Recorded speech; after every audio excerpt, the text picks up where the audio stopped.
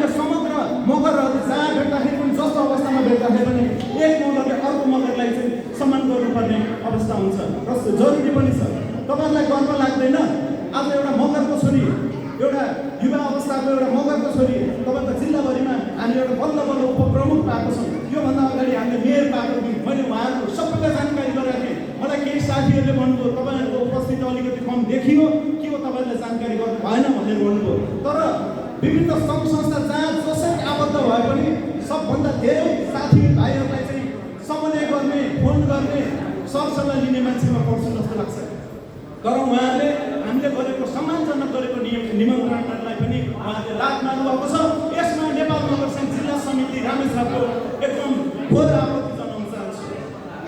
कुनै पनि बेला यस्तो आउन सक्छ, त्यति बेला मनन गर्नु होला मगर समुदाय कति बेला चाहिन्छ भन्ने कुराकानीहरू हामीले मलाई त लाग्छ मगर समुदायहरूले राजनीतिमा छलक मारोस् अथवा यहाँबाट सङ्घमा आएर केही कुराहरू सिकोस् भन्ने हाम्रो चाहना हो। मगरसँग राजनीति गर्ने फलो होइन, तर राजनीति सिक्ने खालको एउटा बेस बसाल्ने खालको तपाईँको दुईजना मान्छेको अगाडि बोल्न सक्ने खालको क्षमता वृद्धि गर्नको लागि, आत्मविश्वास बढाउनको लागि यो सङ्घ संस्था चाहिँ त्यसको लागि जरुरी थियो मगरसँग। तर अहिले आएर तपाईँको चाहिँ राजनीतिक दलको भएको भएदेखि बुढा केटेर तपाईँको टाउको फुटाएर भने पनि यहाँ उपस्थित हुन्थ्यो। हामीले सकेको हाम्रो आफ्नो लक्ष्यले हाम्रो क्षमताले भ्याएसम्म हामीले हाम्रो खालको तयारी गरेकै थियौँ। र उपस्थित अरू केही साथीहरूलाई भन्न चाहन्छु, मगर सङ्घको अधिवेशन हुँदाखेरि खुट्टा बजाएर आएर मात्र हुँदैन। यसमा चाहिँ तपाईँको हितकारी काम मगर सङ्घमा लागेर हो गर्न सक्नुहुन्न, समितिमा बस्नु सक्नुहुन्न, त्यो राम्रो कुराकानी हो। तर सक्ने साथीहरूलाई पनि खुट्टा नतानिदिनु हुन पनि हार्दिक अनुरोध गर्दछु। र आज जो निर्वाचित जहाँबाट आफ्नो कष्ट साथ यहाँसम्म उपस्थित हुनुभएको छ, यहाँ आउनुहुने जनप्रतिनिधिहरूलाई पनि आफ्नो समुदायको बारेमा, आफ्नो इतिहासको बारेमा, आफ्नो धर्म, नीति, भाषाको विषयमा 50% अथवा सक्नुहुन्छ यहाँहरूको पहुँच पावरले भ्याएसम्म मगर हकितको लागि केही आफूले सक्ने खालको वडाबाट सुरुवात दिनुहुन पनि हार्दिक अनुरोध गर्दछु। मलाई मेरो अगाडि अथवा हाम्रो अगाडि थोरै साथीहरू भयो भनेर मलाई दुःख मन छैन। दुःख मात्र यो छ कि तपाईँको निधाएर अथवा ननिधाइकन निधाउने नाटक गर्ने मगर साथीहरूको लागि छ।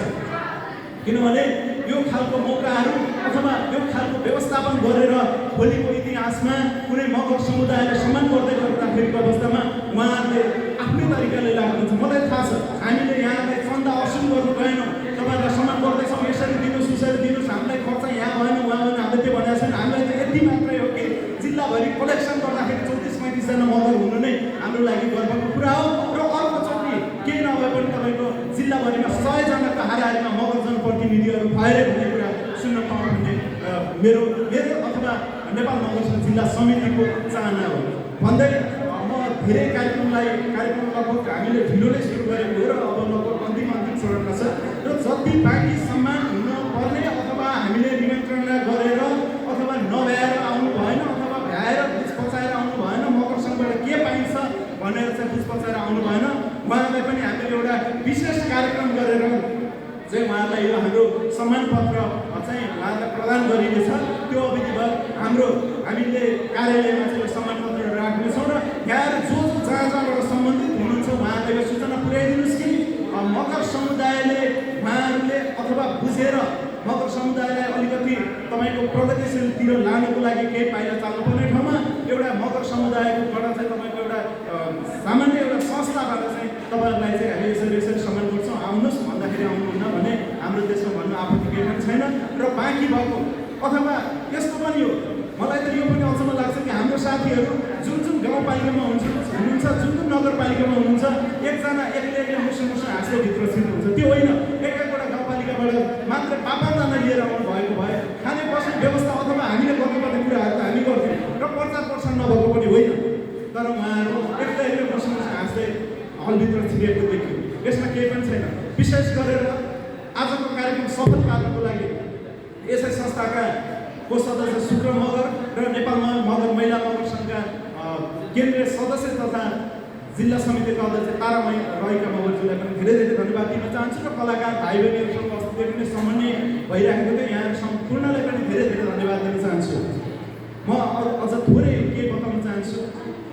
हामीले लगभग तपाईँको मन्थलीको आकाशैदेखि 25 वर्षसम्म मात्रै भिजेर बसेको मगर सङ्घ हामीले अस्ति भर्खरै मात्रै सुनापातिर खाडादेवीको सम्मेलन गर्दाखेरि लगभग तपाईँको 400-500जना हाम्रो मगर समुदायको मान्छेहरू उपस्थित हुनुभएको थियो। यो मगर समुदाय अथवा यो सम्मान गर्ने कार्यक्रम एउटा शिवसागर मगरको एउटा रक्षारहेका के अरे तारा रहेकाको मात्रै नभइकन हामी समग्र मगरहरूको थियो। यहाँ नभएको होइन उपस्थित, यहाँ चाहिँ तपाईँको जिल्लामा अथवा सदरमुकाममा कोही पनि मगरहरू नभएको होइन कि कमसेकम आफैले आफैलाई हाम्रो मगर समुदाय त के हो र हामीले के पाउन सक्छौँ र अथवा के लिन सक्छौँ र भन्ने खालको सानो सोचले गर्दाखेरि चाहिँ अलिकति खल्लोपना भएको छ। यसमा हामी मनन गर्दै जाउँदा हामीले लगभग जिल्लाभरिको 8वटा स्थानीय तहहरू गठन गरिसकेको छौँ र सबैजना एक्टिभ हुनुहुन्छ।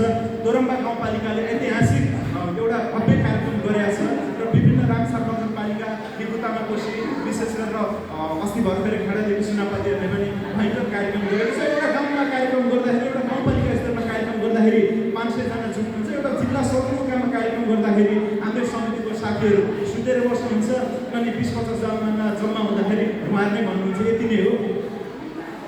अवश्य मात्रै नभएको समग्र सदस्यहरूको जुन सङ्गठनमा बसे पनि अथवा जनप्रतिनिधिहरू वडामा पनि वडा अध्यक्ष मात्रै सर्वसम्मत हुँदैन, त्यहाँ सबैको त्यतिकै दायित्व हो।